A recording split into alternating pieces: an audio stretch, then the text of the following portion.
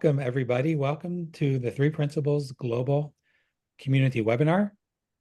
The Three Principles Global Community, or 3PGC, is a nonprofit organization that is committed to bringing an understanding of the three principles as introduced by Sydney Banks to people throughout the world.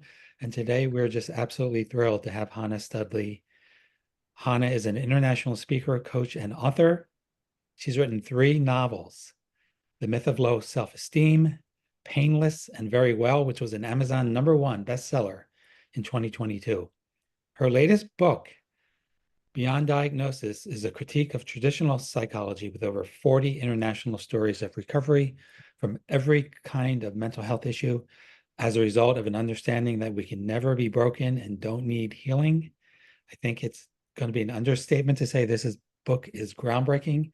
That's just my own editorial commentary. Chana has diplomas in psychology and pharmacology and is a World Health Organization first responder and certified life coach.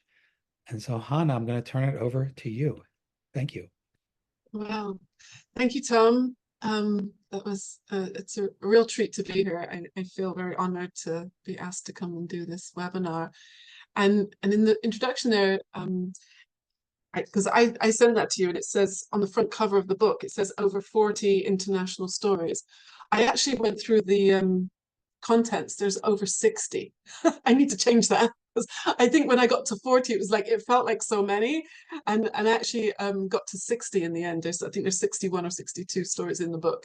And I noticed there's a few people here tonight on the call that their stories are in the book, which is a real treat. So I just want to say to you, Tom's one of them, and I saw Judy's here, and Judy Nakis, and just thank you so much for contributing your stories. It was an honor to receive them, and I just want to thank you for being so willing, and to share what happened, with all of us. And I guess what I wanted to talk about tonight, well, it's evening for me. I'm in Jerusalem, in case you didn't know, and just kind of how I came about to put the book together, and some of the insights I got from reading the stories, and kind of where it's come to now. So it actually happened when I was sitting on my sofa right here. It was about 2 years ago now, and I remember sitting there, and I can't remember what I was thinking about, but it's suddenly, I don't know if you've ever had a kind of idea that just like lands in your head so much you can kind of feel it, And I had this idea that so many people in our community, in the Three Principles community, have recovered from some serious mental health issues. And I thought, what if I collected them and put them all together in one place?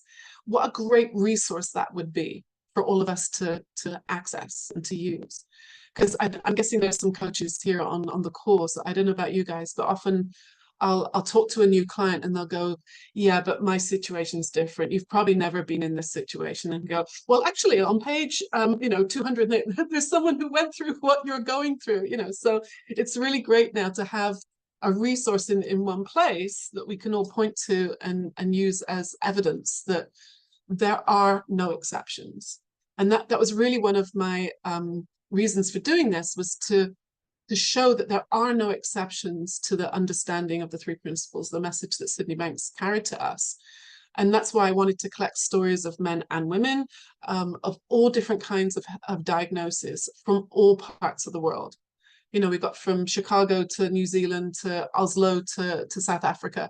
There's not a corner of the world that wasn't included in the book. From Argentina to India, it's everybody. The stories came from everywhere, which was also another honor and privilege to receive that.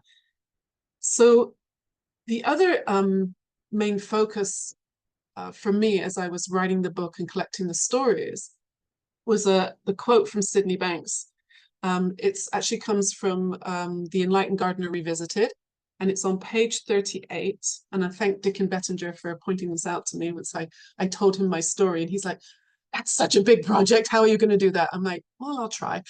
And he said, you need to read this quote. So I'm just going to read it to you. So it's on page 38. And I'll just read the paragraph because you'll see the context in which Sid is saying this. He says, on the other hand, if these thoughts didn't appear in their minds, these people would not be symptomatic. Or if the thoughts appeared and were seen as just thoughts, not as realities, the clients would not be categorized as having various mental illnesses.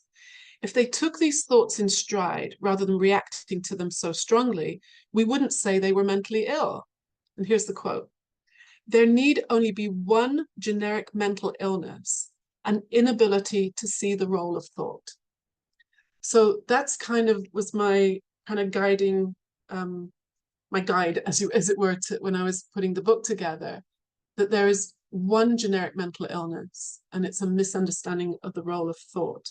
And if you've ever read any Sydney Banks's books, you'll know how he loves to use italics and capital letters for emphasis. So in this sentence, the word thought is capitalized and it's in italics. So I just want to talk about that for a minute, because he doesn't say the inability to see the role of thinking.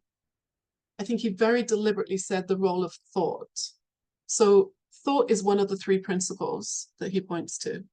And thought is a spiritual energy. And this is where I usually start moving my hands around, because who can explain spiritual energy? Right? I always imagine it as it's moving, right? That's what I remember from high school, that energy is always moving. And it's a spiritual energy. So I always imagine it going like this. Maybe it goes up and down. I don't know if it goes sideways. Right? I'm just going to imagine it goes this way. So all of us, excuse me, are experiencing this spiritual energy moving through our minds. And it's normal and natural. And I think sometimes thought can seem to be the enemy. Like having those thoughts, we've got to get rid of those thoughts. That was how I treated my thinking for decades before I found this understanding. I was excellent at thought hygiene.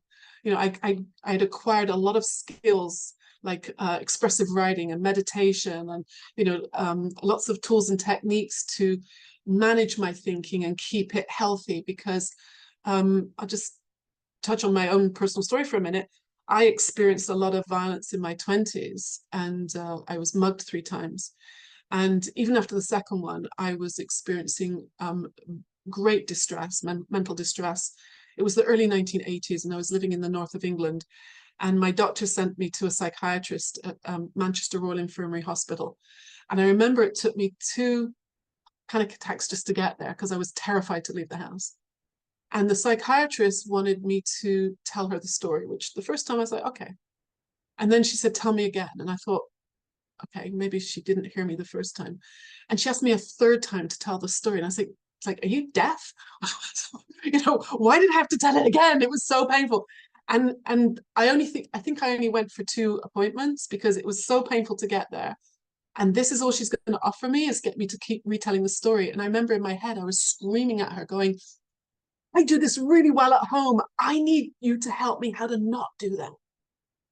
And I never went back. I only went for, I think, 2 appointments, because I needed help not to be up in my head reliving the story.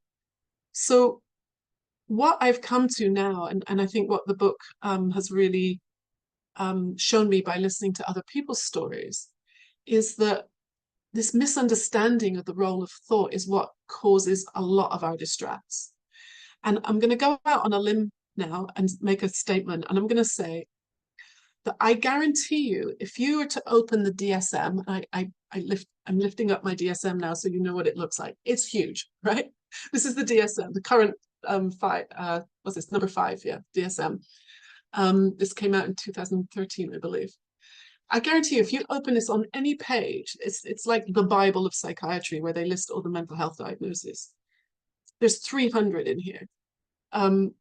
If you open it on any page, I guarantee you it started with prolonged stressful thinking. Right? Think of any mental health diagnosis from, I'll just open it up here. Let's see. We've got cannabis-related disorders. Why would somebody be needing cannabis, right? Probably to calm down some thinking. We've got, let's see, schizophrenia. Like schizophrenia is, and I learned this from Dr. Bill Pettit. I am very privileged to have him as a teacher for many years. And Bill taught me that if someone is experiencing such distressful thinking, and this is not a judgment or a criticism of anybody, but if you're experiencing such distress and your life situation is becoming intolerable, then flipping into an alternate reality is actually wisdom. It's safe, because maybe the alternative of suicide or you know, other things that, you know, are just so intolerable or not acceptable or not possible, then sometimes being in another reality is you know, a relief. And so I see all of these diagnoses now as wisdom. You know, like our bodies have incredible wisdom to heal. And this was an insight I got when I was writing my painless book. Our bodies are designed with incredible wisdom to heal a fracture, heal an infection, you know, all those things when we have a surgery. And I thought, well, if my body and my mind are created by that same benevolent, loving, kind intelligence, wouldn't it create my mind with the same healing system, the same healing opportunity? Well, it does, right? And so, like, if you're hungry, your tummy rumbles, or if you're hot, you start sweating. If I get anxious, I feel an intensity, I feel an urgency, I feel a heaviness. Only back when I was experiencing now what would be called PTSD, I didn't know that. I didn't understand. And so I would go up in my head and I'd relive the event and relive the terror, and I would scare myself night after night. And then it became during the day, and then I couldn't sleep, and then I wasn't eating properly, and it just got worse and worse. And when you look through the stories in the book, you'll notice that there's a similar progression to every single story. It starts with some kind of hurt feelings, insecurity, resentment, grief, some kind of doubt or distressed thinking. And when we don't understand that, what then happens is we might ask for help, and the person we're asking for help doesn't understand. Or you'll notice in a lot of those stories, they're trying the NLP, they're trying you know, emotional the tapping thing, they're trying DBT, CBT,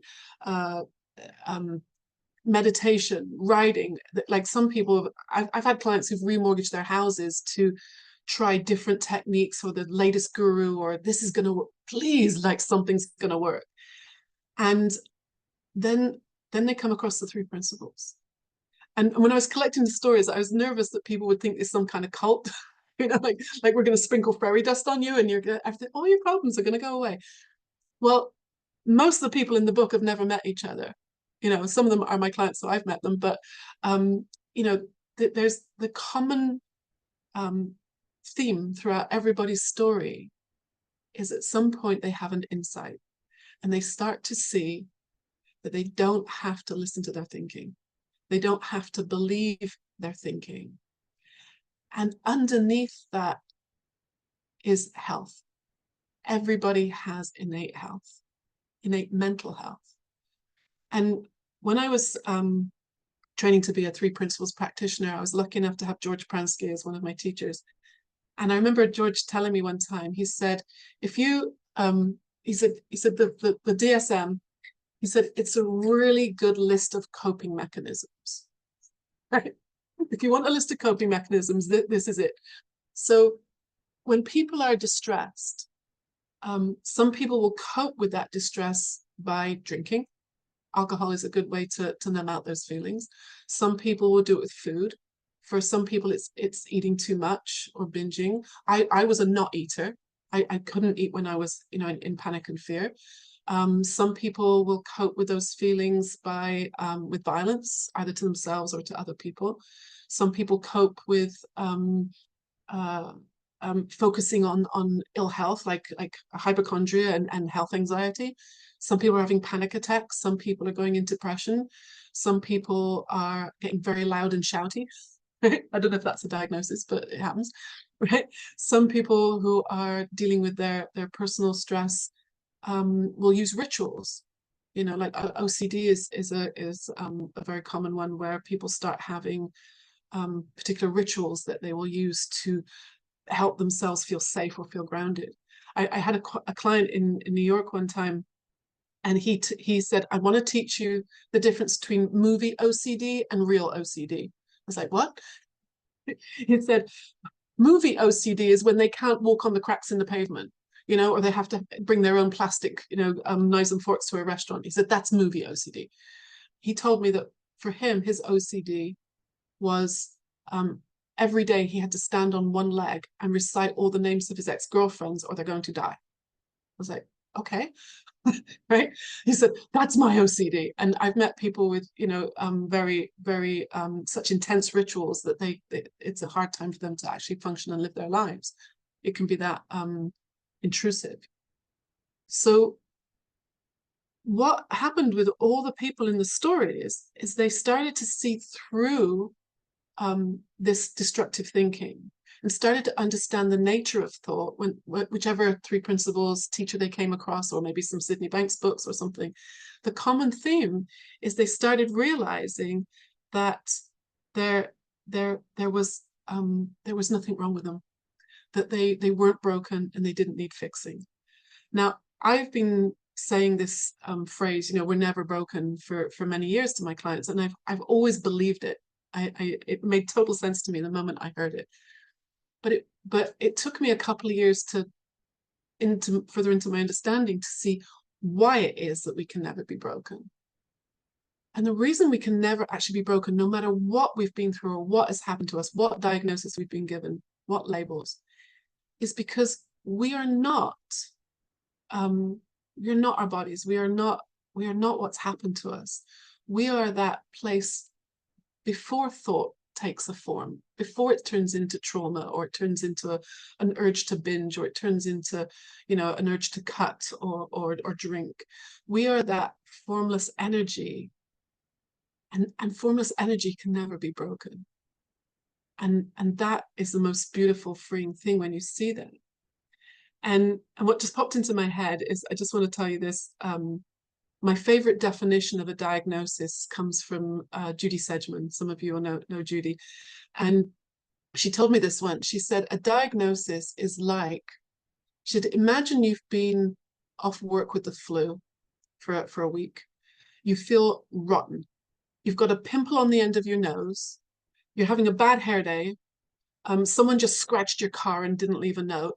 And you missed that promotion at work because you were out sick. And you're like feeling like awful. And someone comes along and takes your photograph and says, this is going to be your ID picture for the rest of your life. And you're like, no, it was just that really awful day. That's what a diagnosis is. It might describe you on that day. You know, we can all have an awful day, but it's not who you are, right? It might describe us on one particular day, but it's not who we are. So I'm going to just wrap this up by telling you what's happening with the book now. You'll see it in my copy. I've got a lot of post-its. The blue post-its are all corrections. So I apologize to everybody whose name I spelt wrong. I apologize to everybody I got their credentials wrong. I'm just a girl with a textiles degree that I didn't finish. So doing something academic like this, you know, was a major achievement for me to put this together with a lot of help from all the people who contributed their stories. So I've just sent all the corrections to the editor today. So the next printing, hopefully there will be less problems. And the reason I wanted to do that was because Dr. Jack Pransky and Dr. Tom Kelly, who are both interviewed in the book, this is quite a funny story. They both got their books and independently decided that this needed to be turned into a research paper. And they both started going through the stories, pulling out data to turn into a paper. And they both reached out to me and said, I think we need to do this. You've collected all these case studies. The world needs to hear this. And I'm like, okay, because on my bucket list, probably one of the few things that is left is to write a paper that will be published in a medical journal. And now we're doing it. So we all connected, And Tom has already written, it's called the abstract, which is the introduction. Jack has gone through all the stories and pulled out themes. Like there's so many themes through everybody's stories that have the similarities. And one of my job in this research is to go through the stories, and I kind of already did it. If you look in the back of my book, can you see I've got a color system here?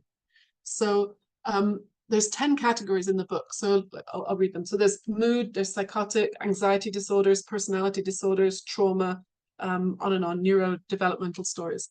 So I gave them each a color, and then I went through the stories to see how many other diagnoses each person had. So we have a winner, right? So so Shiri, who's the last story in the book, you see she's got I think 4 there, but the winner is Heavy Rothenberg in borderline personality disorder. She see how many she's got? She had 10, right? And she got well from all of them, right? She got well from all of them. So I'm actually going to do a course based on the book, and this is one of the things we're going to look at, is how it doesn't matter what the diagnosis is. It doesn't matter how many diagnoses people had. Everybody has innate health. Everybody can get well.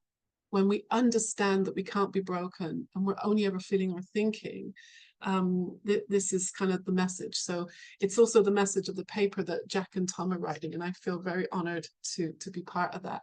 So I don't know how long it's going to take, but I will be letting you know when it gets published, because it's very, to me, it's very exciting.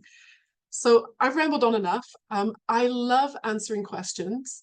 So if you have questions, I would be honored and love to answer them. So I'll just hand it back to Tom for a moment. Yeah, and then we'll so go. thank you so much, Hannah. That was really delightful and informative. And so if you have questions, just go down to the raise hand button, and I'll call on you, and you can unmute yourself then.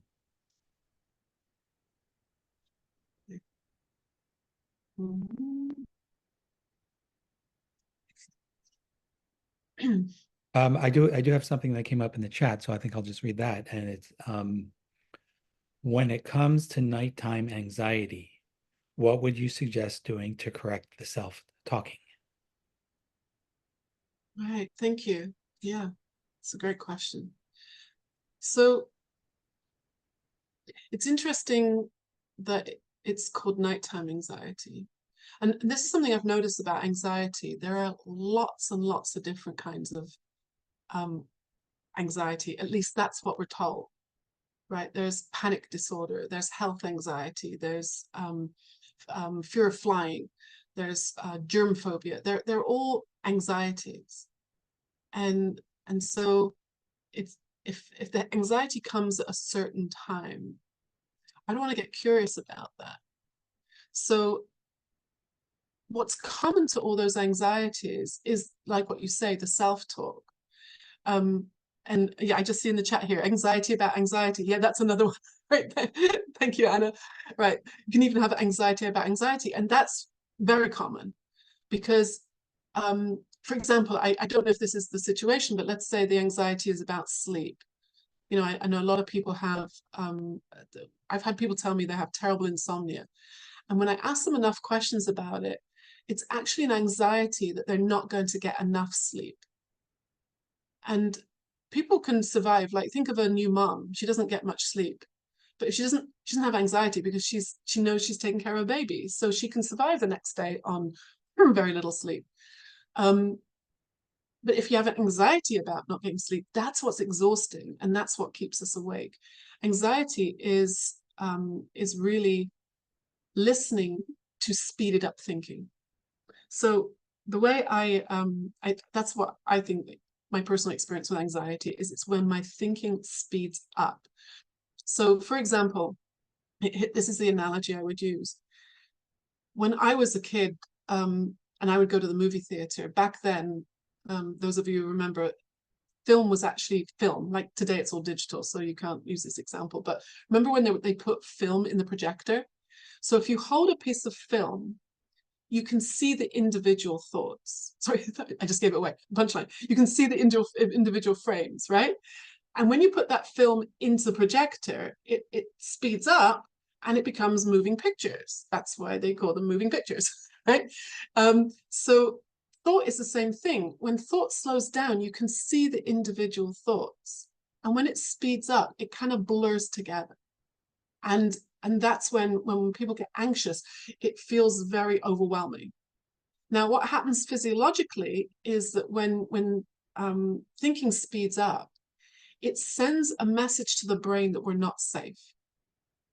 Because if you were in a dangerous situation, like a car accident or a home invasion or something, God forbid, then your thinking is probably going to speed up. Like, panic, what do I do? What do I do? So the brain is designed to keep you safe. And if it senses from your 5 senses that you are in danger from that speeded up thinking, it will fill your body with adrenaline, cortisol, and glucose, so that this is the fight or flight response, so that you can fight that the invader or get out of the burning car or escape and survive. This is very basic survival skills that we all have as human beings. But if you're lying in bed and you're scaring yourself with the anxiety by listening to the anxiety, your brain doesn't speak English and it doesn't have its own eyes, right? It has to rely on your 5 senses. So your brain is lying there thinking, something terrible's happening. And it's very hard to go to sleep if you have a body full of adrenaline.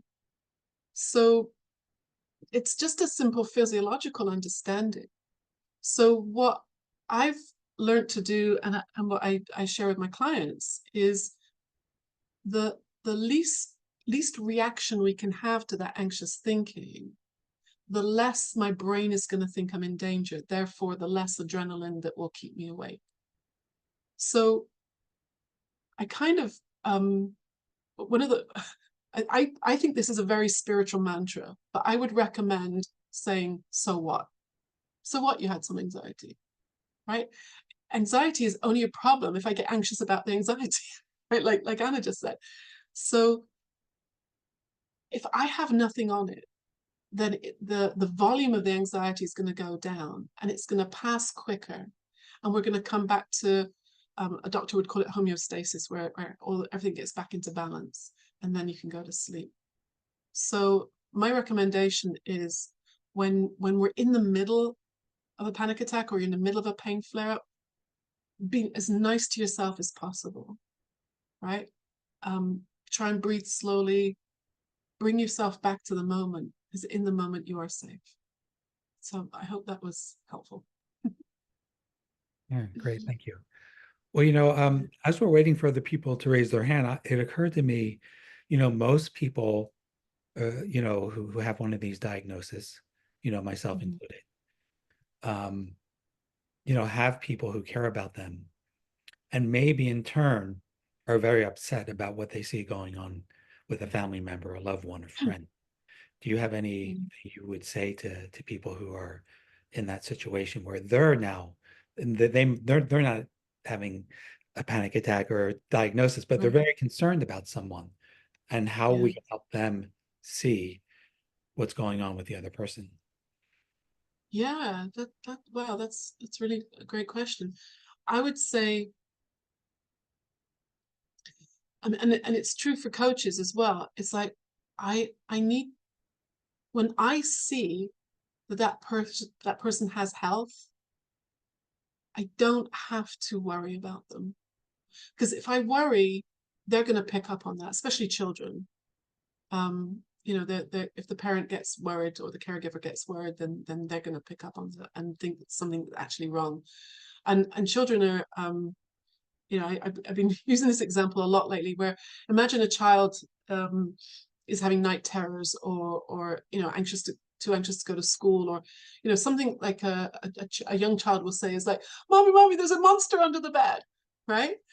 Now, if mom, I don't have a pair of scissors here, but like a pencil, and like, so if mom runs into the bedroom with a knife and a frying pan, like, eat, stick the monster, right? The kid's going to think it's real, right?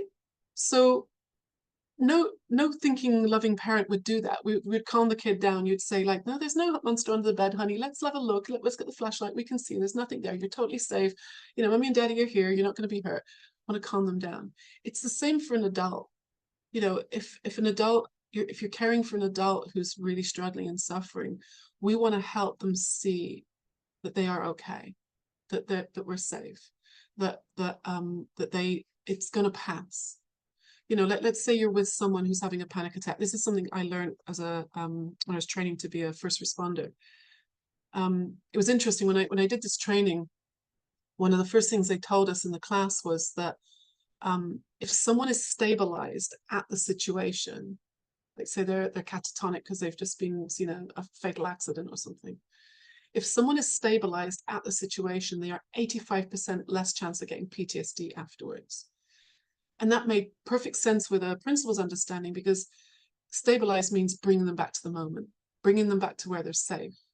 So if you're with someone who's having a panic attack, if you're with someone who's, really struggling, one of the things I was taught to do is to just gently hold their wrists or their hands, if it's appropriate, and just squeeze, just really gently, and they'll go, and they might even actually know, they're like, "What are you doing?"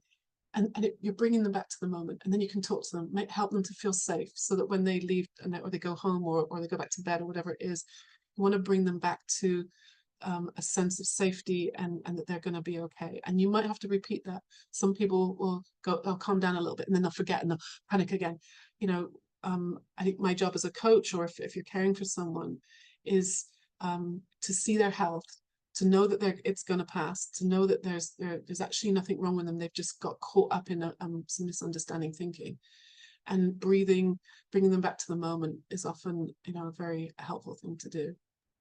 Yeah. Yeah, great. Well, thank you. We have some hands up now. Marcella, go ahead. Hi, Hannah, and hi, everyone. Thank you for the great sharing and all those so useful information. And I have a question about that anxiety.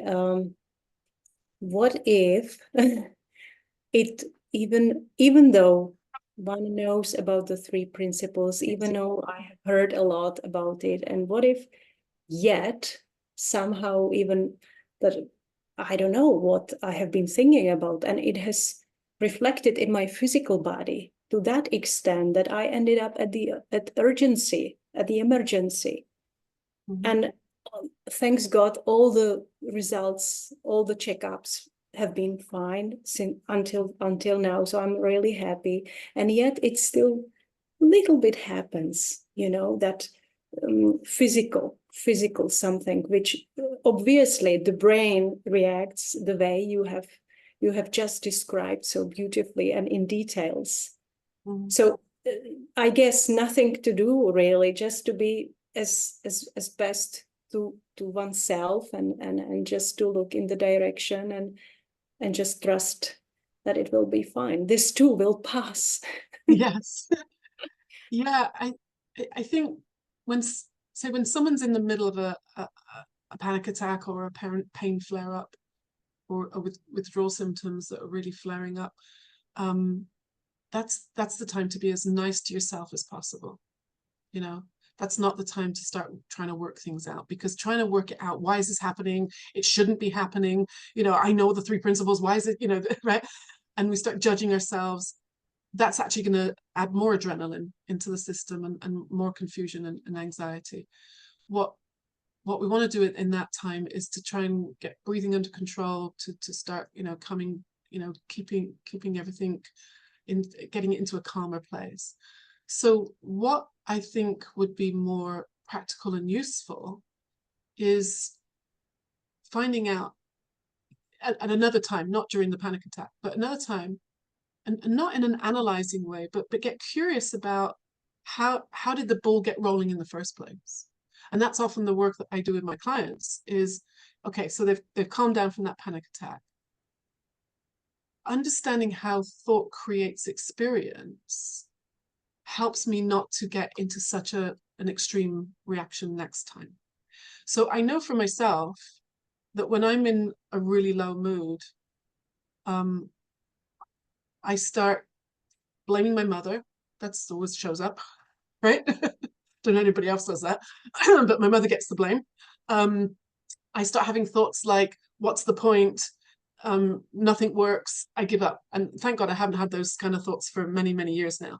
But this is what I used to get, you know, back in the darkness of my PTSD days. And then as I got more educated and grounded in these ideas, I started noticing that there are certain sentences or feelings that show up before I end up in that really like place where you need to go to the emergency. So before that, there would be things like, nobody understands, I try my hardest and nobody appreciates me, you know, like there's certain language like no and like never, this always happens, nobody understands, very black and white language. And before that, if I get honest, there's probably things like I said at the beginning, unresolved, maybe some resentment, maybe some hurt feelings, maybe some, you know, and now I know for me, I can smell a low mood coming. I can smell it coming. I don't have to go into the darkness anymore. For me, it's like losing my sense of humor. That's a good indication I'm heading in the wrong direction. I start getting very serious, like, you know, I get sarcastic, right? Those are just my things. And it's really valuable to me now to know that, because if I notice my sense of humor just left, I'm being a bit rude or sarcastic to someone, I have no patience. I know I'm heading in the wrong direction. So for me to keep listening to that thinking is, you know, it doesn't make sense to me to do that now.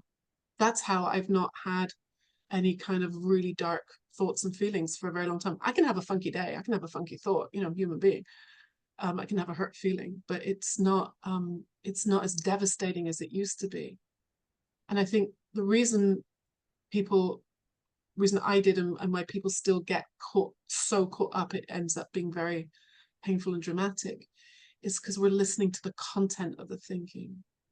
The content starts becoming important, and then they start feeling it'd be irresponsible if I didn't listen to this and overthink it and Google it at 3 o'clock in the morning and drive myself crazy. So so my suggestion would be to start, what for you are the signals that you're jumping on the down escalator and heading in the wrong direction? And the more awareness you have of that, you can jump off and come back to the moment at any time. Okay, thank you very much. Thank you. Welcome. Thanks. And next we have Biz.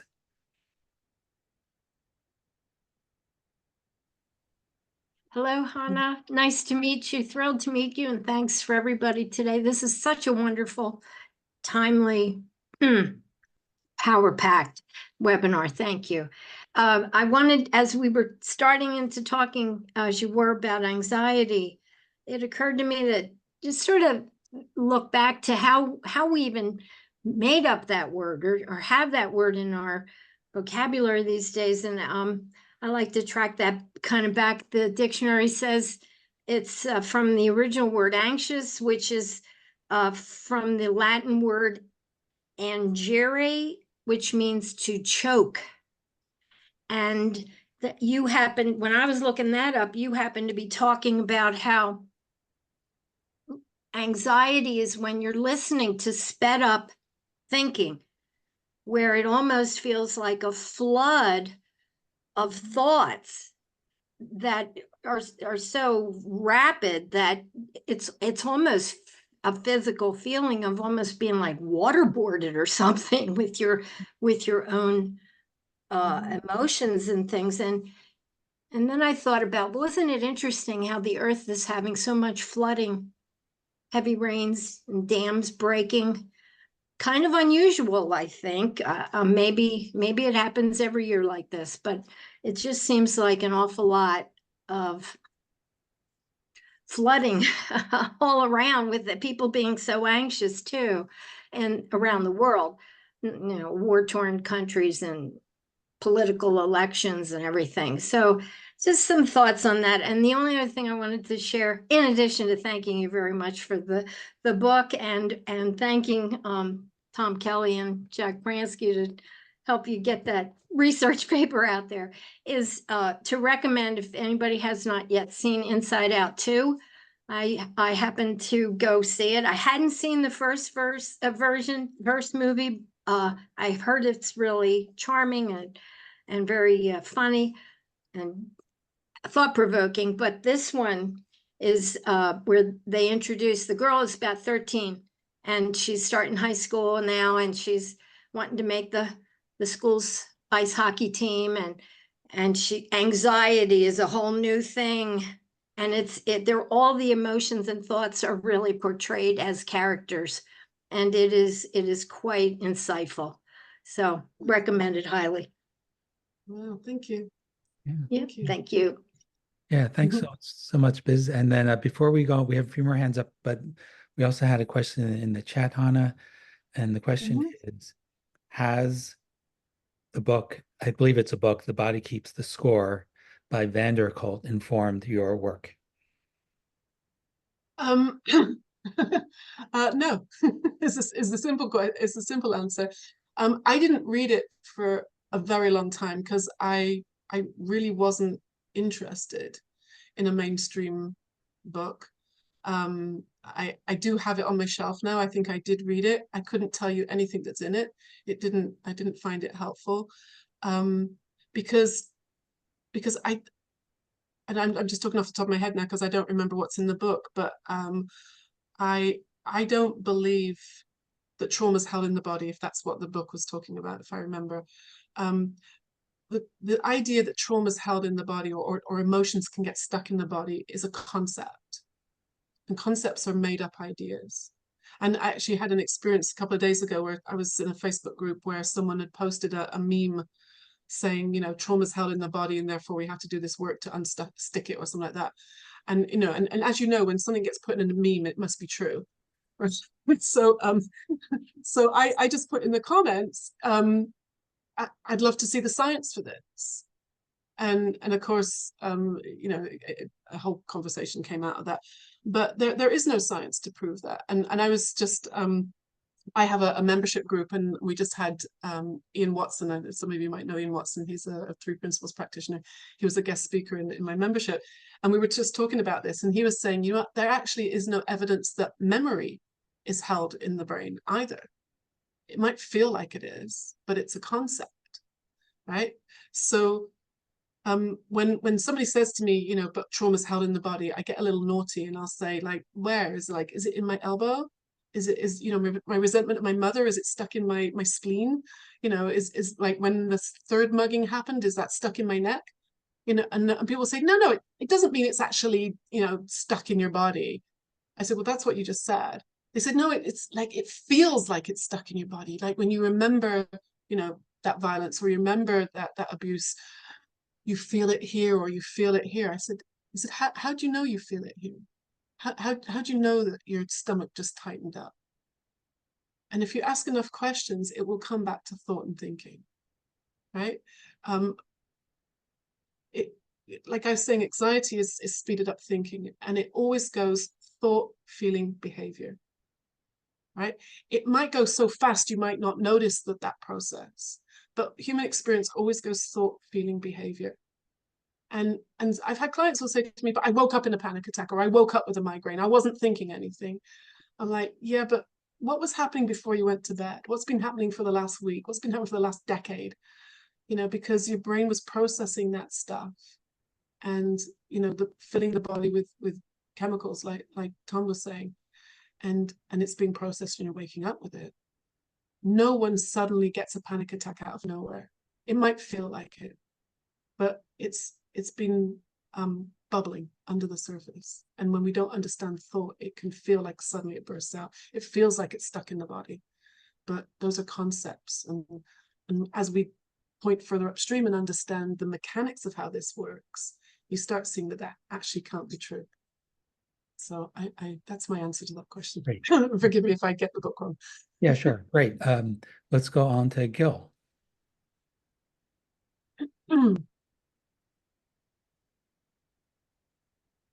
Hello, Hannah. Nice to see you. Hi, Gil. Yeah. Thank you for writing this book. Yeah. How did you maintain your own mental health while you were writing the book? So, that's one of my questions. Maybe if it's... Yeah, that's your question. Well, no, I have another question, more serious. Yeah, actually, go ahead. relates to what you were just talking about, and relates to how you were talking about anxiety earlier. And I mean, when you were talking about that, you did mention a lot of physical kinds of maybe symptoms, or at least part of the symptoms.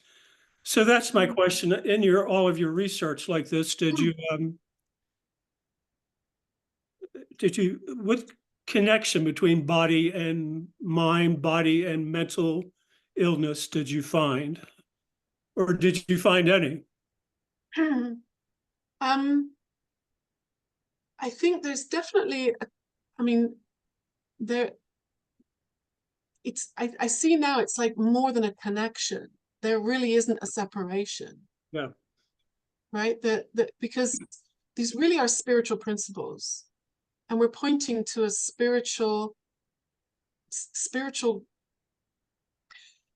there's a spirituality before the body. Like Sid Banks actually said the body is a metaphor. And like I was saying about all the diagnoses in the book, they might look like, or we're told they're discrete illnesses, but they're all coming from one cause. They're like many symptoms, one cause.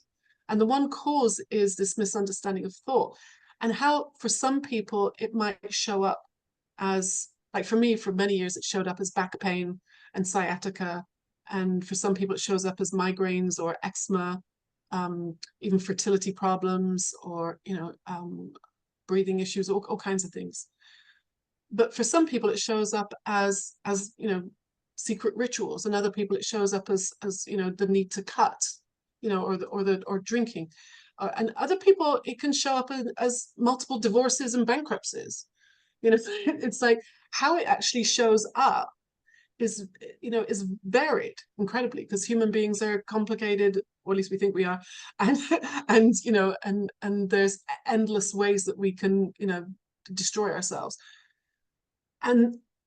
But I think, like I was saying to Marcella, it's like whether you're going into a panic attack, or probably before my back pain would start crippling me, or as part of going through divorce proceedings, there's going to be physiological elements to that, because we are feeling human beings, and I see now that those feelings are information. They're signals. They're letting me know the state of my thinking. So if you start feeling a little bit breathless, or a little bit agitated, or you're get goosebumps, whatever it is, it's not a conspiracy. It's not a malfunction. It's actually very useful information. I mean, that's how I see it now. Yeah. And what you were saying about holding a person's hand that's having that's a physical kind of thing for sure. Yeah. But it, I like your description of what that actually does is maybe bring the person into the present and, help them, take them out of that fearful, anxious thinking that might be going. Yeah. So. Definitely. Yeah. Thank you. Thank you. Yeah. Thank you. And we'll go to Henriette. Yeah, hello, Chana. Hello. Hello. Earlier, you talked about you have learned to recognize your signs of getting in the low mood. Yeah. I have experienced, I'm working as a nurse in night shifts, and when I'm having a lot of night shifts, I haven't got much sleep. And I can feel my moods are going lower and lower. And I have experienced that I can't control it. I can see that now you are making up some things about your husband, or something about I can't overcome anything today.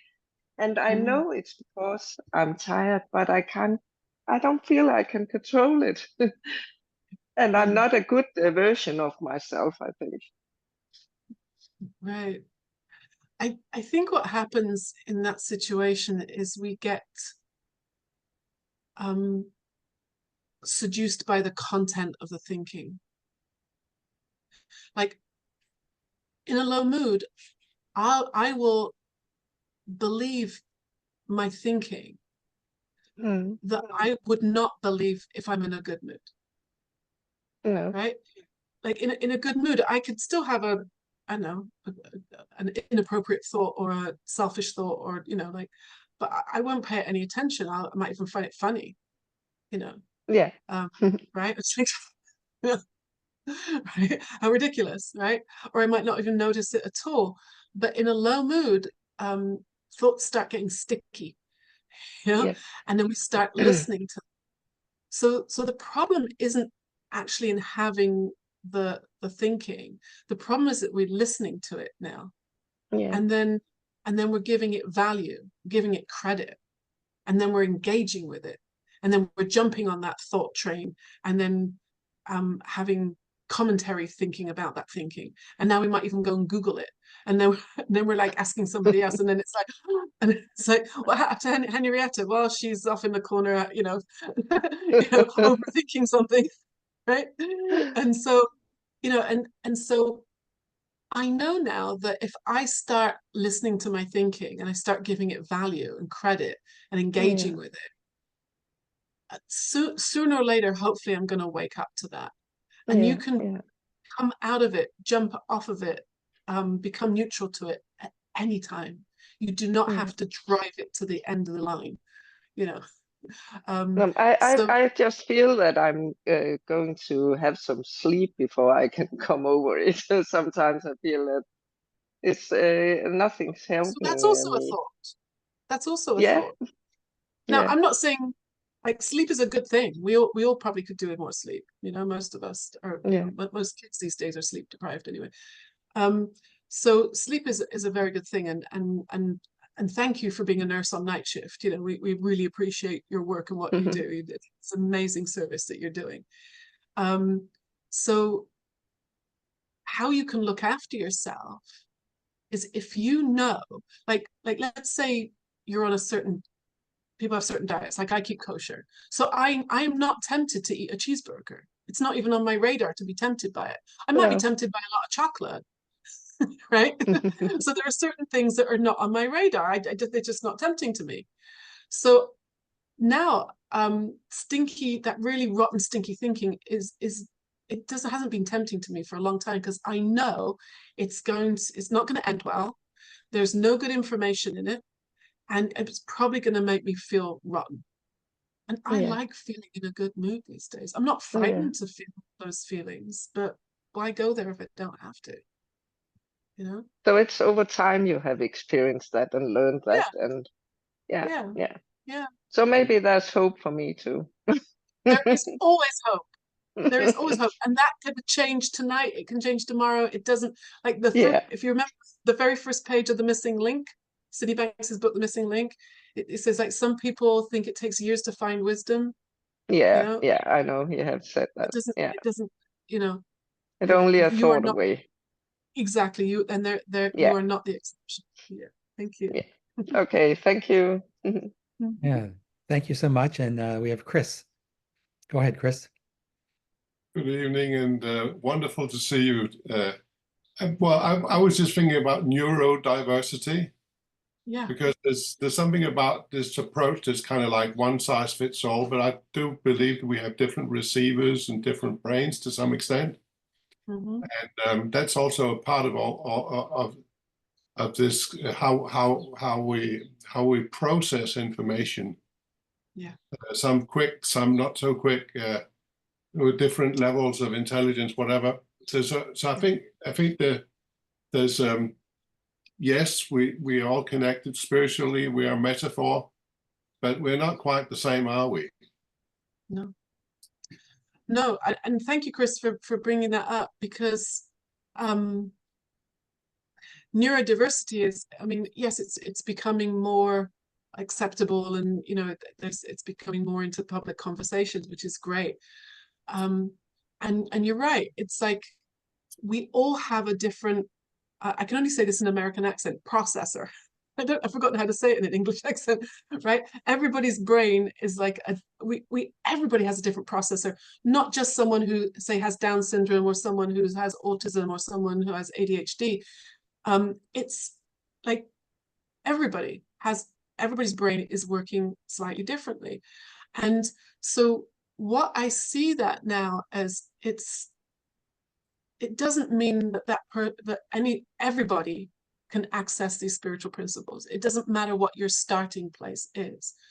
So in terms of neurodiversity, and this is just my opinion, but I'm probably going to make a few enemies now.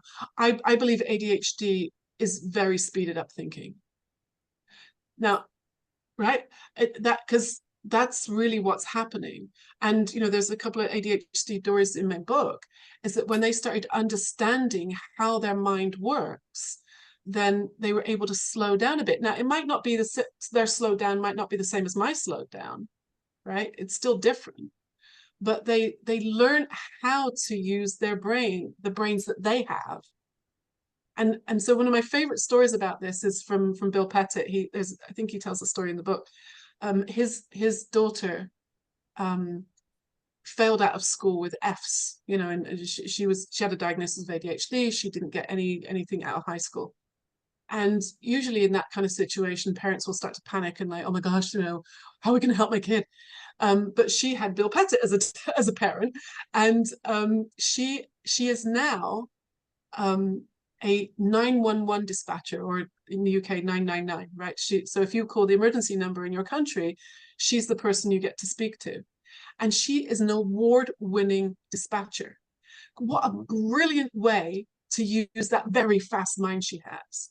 So instead of spinning out of control, she learned how to use what she has really well, and is not only in a job that gives her, you know, an income and self-esteem, and not that her self-esteem's coming from the job, but it's help, you know, she's functioning really her best level, and being of service to her community. I mean, brilliant, right? So, and the other story, which I think is very interesting, that Bill tells in the book, and I kind of give a bit of background to it. When I interviewed him about neurodiversity, he had just come from auditing a 3 principles practitioner training. I won't say which one it was, but and he said there were people there with quite impressive credentials who are really struggling with the ideas that we're talking about here, that they're feeling, they're thinking, that they're not broken.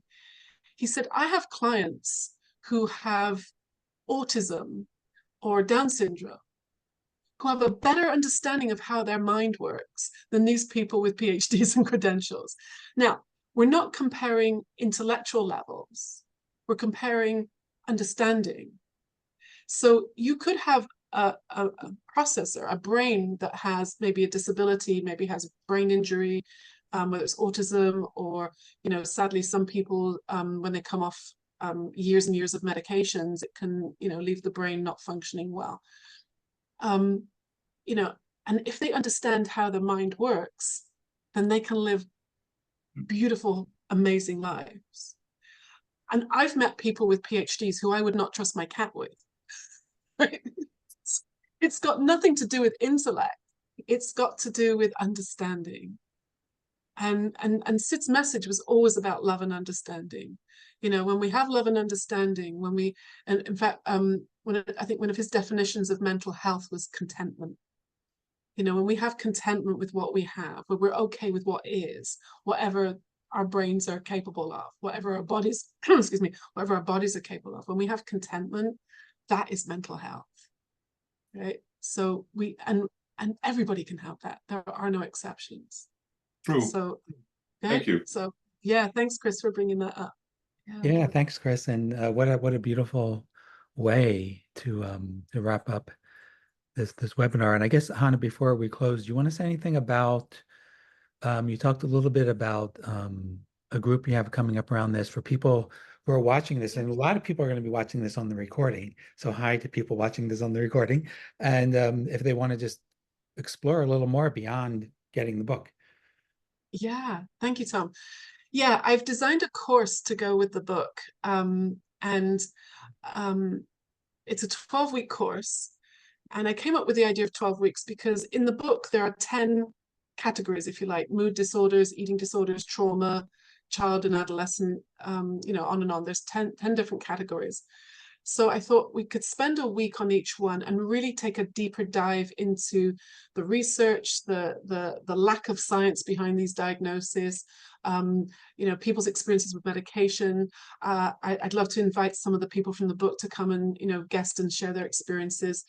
And so there'll be so it's 12 weeks because there'll be an introduction session to begin with, just a general introduction to diagnosis. And then there'll be a conclusion class session at the end. The sessions are 90 minutes. It's going to be on Tuesday nights. I did set the start date for this Tuesday coming. I'm thinking of pushing it off a week because people are still reading the book, you know, so I might have started it too quickly. So I might consider that. And there's going to be a Facebook group for extra support where we can post. All the sessions will be recorded, so if you miss something, then you can see the recordings. So I think it's going to be a really great exploration. Like tonight, we've just kind of like touched on the surface of a few things. So I think the course would be great for people who are experiencing, you know, some of these mental health situations or suffering from these diagnoses, but also for people who, like Tom said, about people who are taking care of maybe family members or partners, you know, who want support to support their loved ones. But also, I think it's important for coaches, because as coaches, we, you know, sometimes we can get a little bit scared or gun shy. If you have a client that shows up with a diagnosis, you know, borderline personality disorder, they're cutting themselves, they're withdrawing from serious, you know, decades of medications. It's like, you know, what do I do? It's like, I think the course is going to be great for building confidence in how to find that health in your client, find that health in your loved one, and know that there are no exceptions, that what you get to share with them is going to be far more valuable than labels and descriptions and research and pseudoscience.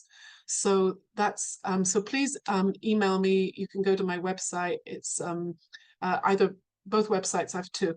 One is my name, hannahstudley.com, or there's a website with the book, which is beyond-diagnosis.com, and the information is there for those.